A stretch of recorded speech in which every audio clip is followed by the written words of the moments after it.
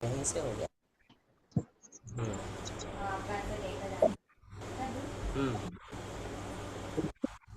हम्म। बहुत अच्छा। इसको हटाऊं, ये जा नहीं रहा जल्दी से, चला जा। हाँ, खुलेगा।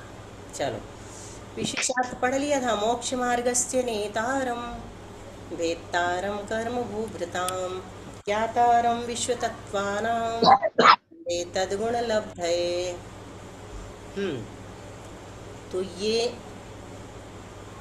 हमारा चल रहा था देव कुरु और उत्तर कुरु के सिवा भरत, ऐरावत और विदेह, ये सब कर्म भूमियाँ हैं।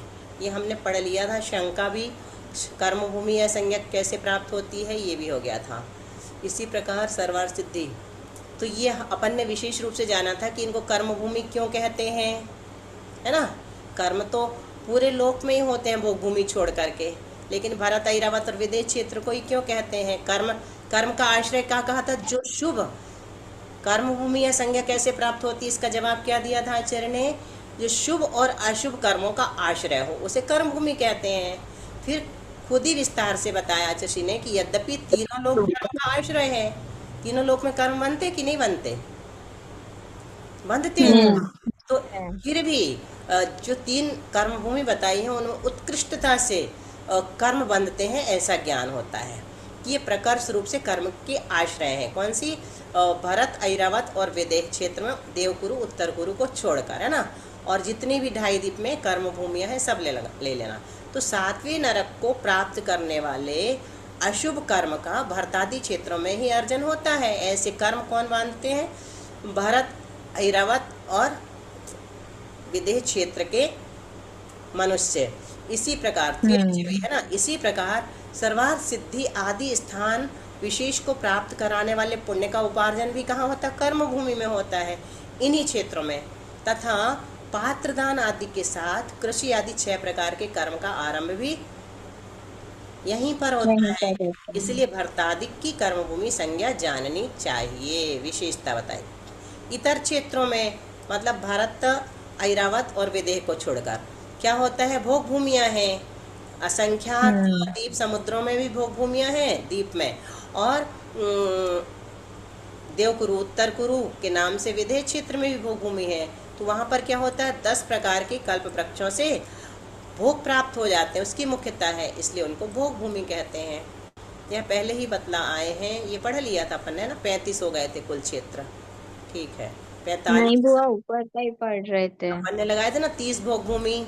हाँ, अपन ने लगा लिया था, पढ़ने में नहीं पढ़ा तो था। चलो, तो फिर पढ़ो तुम्ही विशेषार्थ। अच्छा। यह पहले ही बतला आए हैं कि भरतादिक क्षेत्रों का विभाग ढाई द्वीप में ही है। हम्म। जम्बू द्वीप में भरतादिक क्षेत्र एक एक हैं और धातकी खंड व पुष्करार्थ में ये दो दो हैं। इस प्रकार कुल क्षेत्र 35 होते हैं। हम्म। उसमें भी उत्तर कुरु ऐसे और देव पांच कुरु। देखो, सात सात है ना, 7 क्षेत्र, तो 7 पंचे 35 हाँ, हो जाएगी, 7 पना 7 पन्ना 35। हाँ, पास। उसमें भी उत्तर कुरु और देव कुरु विदेह क्षेत्र में होकर भी अलग गिने जाते हैं, क्योंकि यहाँ उत्तम भोग भूमि की व्यवस्था है। हम्म। इसलिए 5 विदेहों के 5 देव कुरु और 5 उत्तर कुरु, इनको उक्त 35 क्षेत्रों में मिलाने पर 45 क्षेत्र होते हैं। तो 10 जोड़ दिए है ना हम्म। बुआ। हम्म। इनमें से 5 भरत, हम्म। इनमें से 5 भरत, 5 विदेह और 5 ऐरावत, ये 15 कर्म भूमियां हैं और शेष 30 भोग भूमियां हैं। हम्म। ये सब कर्म भूमि और भोग भूमि क्यों कहलाती हैं, इस बात का निर्देश मूल टीका में किया ही है। हम्म। उक्त भूमियों में स्थिति का ज्ञान कराने के लिए आगे का सूत्र कहते हैं। बिना देखे किसको सूत्र याद है, मनुष्यों की उत्कृष्ट स्थिति, तीन पल्योपम और जघन्य अंतर मुहूर्त है। बोलो कौन बोल रहा, बिना देखे। निरस्थिति निरस्थिति परावरे त्रिपल्ली। बहुत दो लोगों ने बोल दिया, तीन ने बोल दिया। निरस्थिति परावरे त्रिपल्यो पमांतर, पमांतर तक लेना, ठीक है। मुहूर्ते, बोलो सरोज भाभी, मनीषा, फिर सविता। नृस्थिति नृस्थिति परावरे त्रिपल्यो मांतर मुहूर्ते। देखो निरी है यहाँ, ऐसा वाला निरी है, नरा नहीं है, नरा। ठीक है, तो नरा और नरी में अंतर होता है।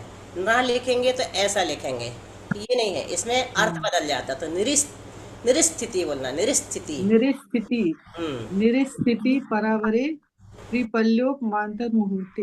हम्म। बोलो। बराबरे त्रिपल्योपमांतर मुहूर्ते। बोलो सविता, अलका। सविता के बाद अलका। निरस्थिति परावरे त्रिपल्योपमांतर मुहूर्ते। हम्म। स्थिति परावरे पल्युपमांतर मुहूर्ते। विशेष बहुत दिनों से तुम्हारी आवाज नहीं सुनी, आज तुम भी पढ़ लो। अनुकूल। परावरे हम्म। मुहूर्ते। हम्म। निरस्थिति परावरे त्रिपल्योपमांतर मुहूर्ते। बहुत अच्छा। तो निरी निरी यानी होता मनुष्य, निरी से बना है नर, है ना। तो निरी यानी मनुष्यों की स्थिति। दो शब्द हैं, कौन सी, पर और अवर। पर यानी उत्कृष्ट, अवर यानी जघन्य। तो मनुष्यों की उत्कृष्ट स्थिति 3 पल्योपम है, मनुष्यों की और जघन्य स्थिति अंतर्मुहूर्त है। दोनों इसी से निकालना। निरी यानी मनुष्यों की, परा यानी उत्कृष्ट, स्थिति यानी स्थिति कितनी है, त्रिपल्योपम। निरी यानी मनुष्यों की, अवरे यानी अवर, स्थिति यानी स्थिति कितनी है, अंतर मुहूर्ते। 2 बार लगाना सबको, है ना।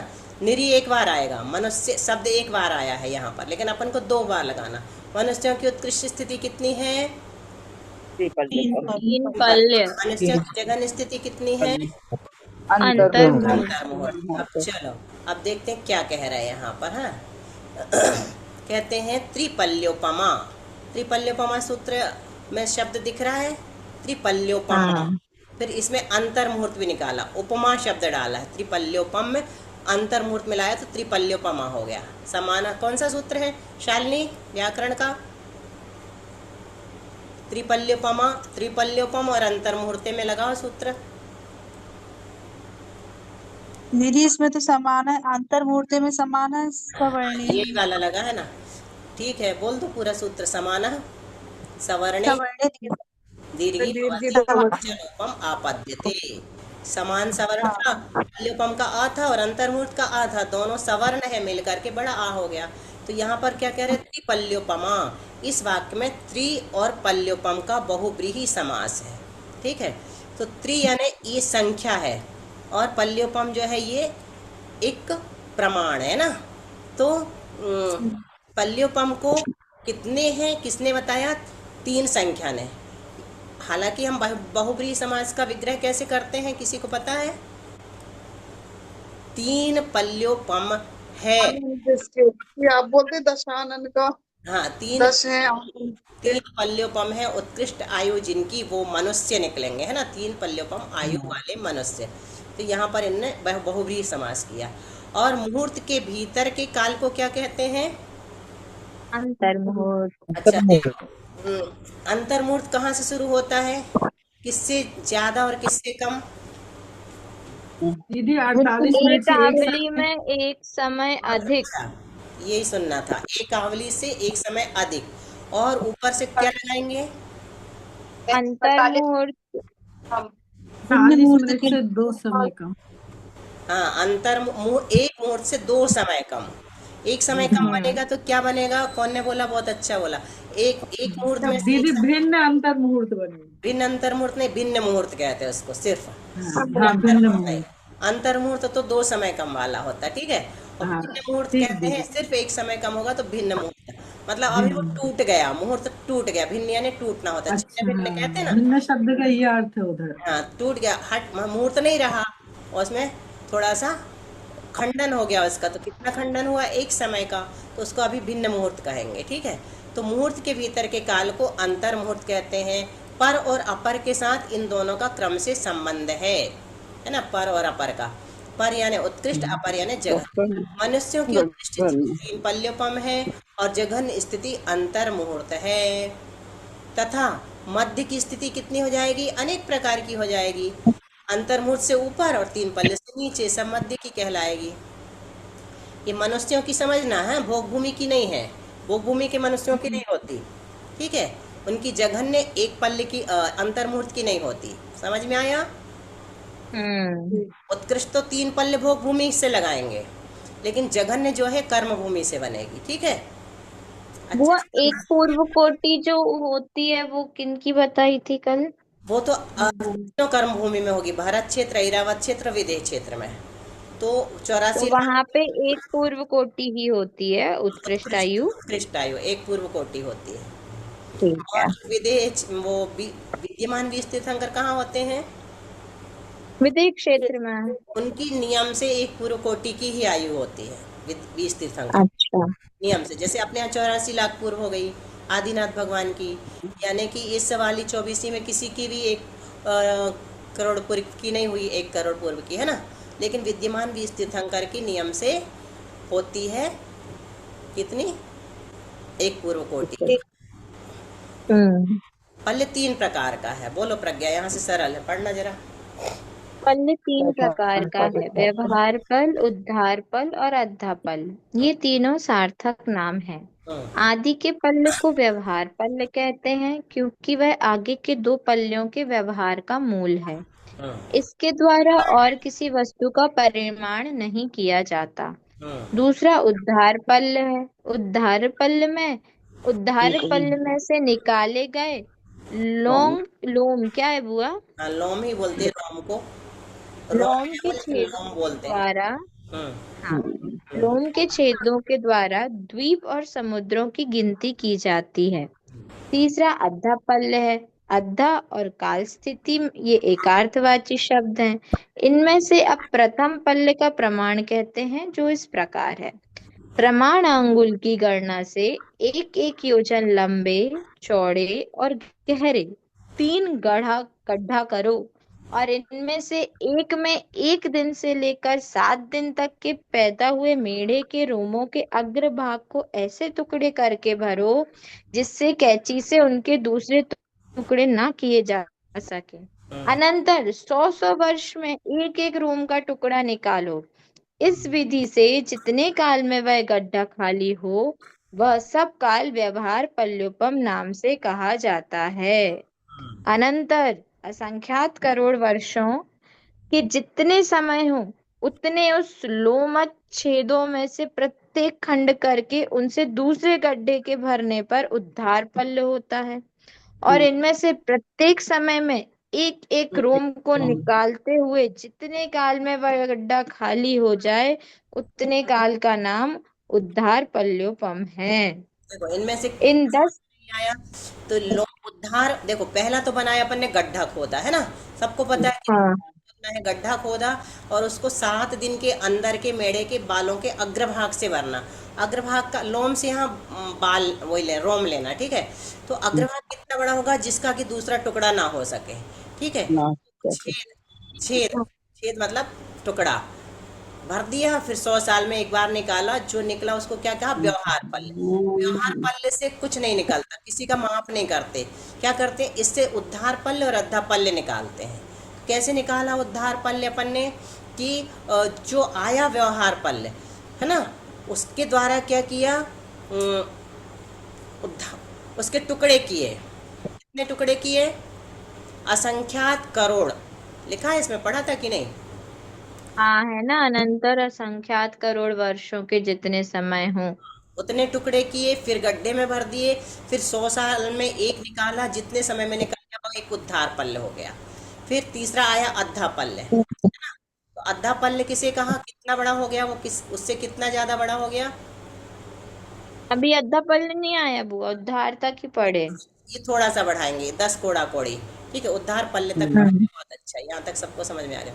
इन 10 कोड़ा कोड़ी उद्धार पल्यों का एक उद्धार सागरोपम बीच में बता दिया। ठीक है? 10 कोड़ा कोड़ी उद्धार पल्ले का क्या होता है? एक उद्धार सागर होता है।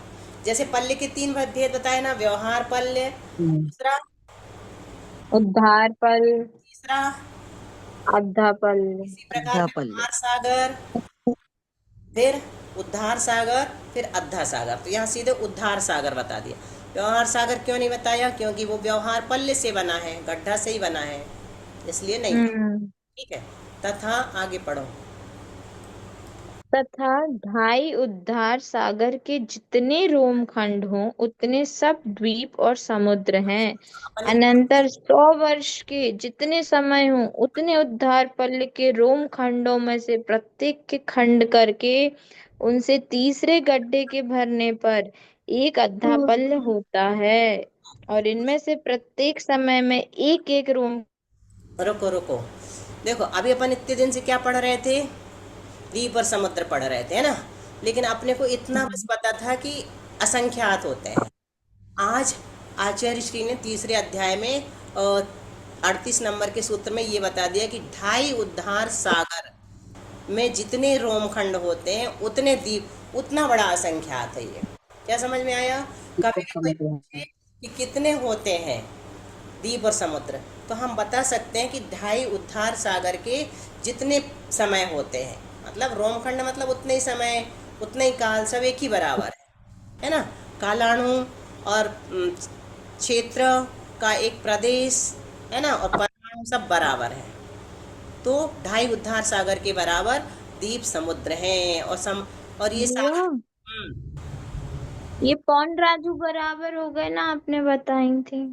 नहीं, वो राजू तो अपना क्षेत्र है, क्षेत्र है, और ये काउंटिंग है। एक एक हुआ, फिर दो हुआ, फिर तीन हुआ, फिर अच्छा। चार हुआ, तो ये हाँ असंख्य हाँ हाँ हाँ। बड़ा है। वो कितनी जगह में है, वो तो पाव राजू में तो असंख्या अपने हैं, और हाँ, आधा राजू स्वयंभू रमण समुद्र आधा राजू में, आधा बराबर है। पाव राजू में, वो ऐसा बताया था। ठीक है। हम्म। अब ये तुमने पढ़ लिया। अनंतर 100 वर्ष के जितने समय हो उतने उद्धार पल्ले, 100 वर्ष बस लेना लास्ट में फिर, है ना। जितने समय हो उतने उद्धार पल्ले के रोमखंडों में से प्रत्येक के खंड करके तीसरे गड्ढे के भरने पर एक अद्धा पल्ल हो गया। अद्धा पल्ले से क्या नापते हैं? कर्मों की स्थिति, और इनमें से प्रत्येक समय में एक एक रोम के निकालने पर जितने समय में वह गड्ढा खाली हो जाए उतने काल का नाम अद्धा पल्योपम है। तथा ऐसे 10 कोड़ा कोड़ी अद्धा पल्यों का एक अद्धा सागर होता है। 10 कोड़ा कोड़ी अद्धा सागरों का एक अवसर्पणी काल होता है और उत्सर्पणी भी, अपने को पता है। यहाँ लिखा है इतना, और पढ़ दो 2 लाइन। इस अद्धा पल्ल के द्वारा नारकी, त्रियंश, देव और मनुष्यों की कर्म स्थिति, भव स्थिति, आयु स्थिति और काय स्थिति की गणना करनी चाहिए। संग्रह गाथा भी कही है। व्यवहार, उद्धार और अद्धा ये 3 पल्ल जानने चाहिए। संख्या का प्रयोजक व्यवहार पल्ल है, दूसरे से द्वीप समुद्रों की गणना की जाती है और तीसरे अद्धा पल्ल में कर्मों की स्थिति का लेखा लिया जाता है। अच्छा, अब अपन आ जाएंगे लगभग अंतिम सूत्र। लगभग ने पक्का है, तिर्यक योनि जा नांच। क्या कहा?